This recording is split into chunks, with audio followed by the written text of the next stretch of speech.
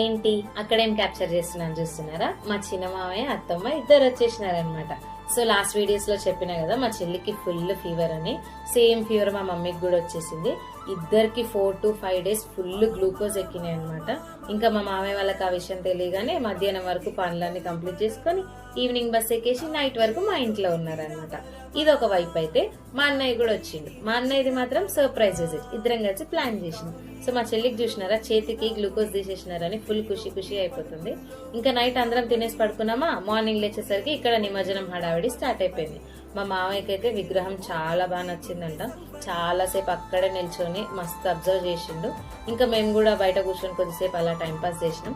ఇంకా మన రైతుల గురించి తెలిసిందే కదా, పొలాలు అంటారు, ఎడ్లు అంటారు, అది ఇది అనుకుంటూ నైటే వచ్చేసి నెక్స్ట్ డే ఆఫ్టర్నూనే వెళ్ళిపోయినారు. ఇంకా వాళ్ళకి సెండ్ ఆఫ్ ఇచ్చేసి మేము కూడా మా కమిటీ వినాయకుడి దగ్గర అన్నదానం ఉంటే తినేసి ఇంటికి వచ్చేసాం.